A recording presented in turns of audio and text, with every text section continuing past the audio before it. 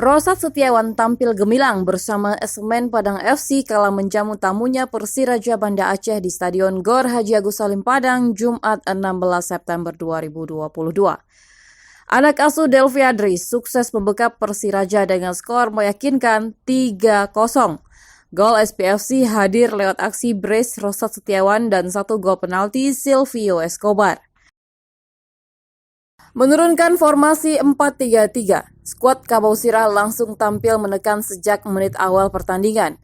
Baru 5 menit laga berjalan, Fendri Mofu yang mendapat bola liar dari luar kotak penalti nyaris saja menembus jala gawang Persiraja. Memasuki menit ke-12, gol yang ditunggu-tunggu publik Kabau Sirah akhirnya muncul jua. Rosat Setiawan berhasil menanduk bola hasil sepakan pojok Pandi Lestahulu. Bola yang meluncur deras ke dalam gawang tak bisa diantisipasi Aulia Rahmat. Unggul 1-0 membuat anak asuh Delvi Adri semakin meningkatkan intensitas serangannya. Diawali permainan 1-2 dengan putra Caniago, Silvio Escobar berhasil mengecoh barisan pertahanan Persiraja, namun sayang sepakannya masih melebar di sisi gawang Persiraja.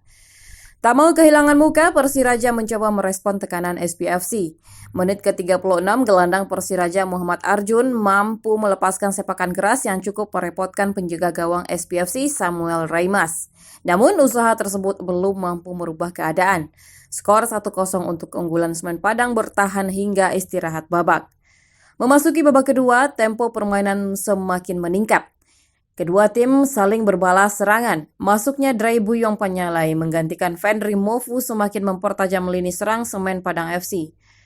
Di sisi lain, Persiraja mulai menemukan ritme permainan. Beberapa kali anak asuh Wasyiatul Akmal mampu mengancam gawang Samuel Raimas. Menit ke-52, Persiraja nyaris saja menyamakan keadaan. Tangkapan Samuel Raimas yang tidak lengket nyaris saja dimanfaatkan barisan depan Persiraja. Bek SPFC Agus Nova berhasil amankan gawang Kabau Sirah.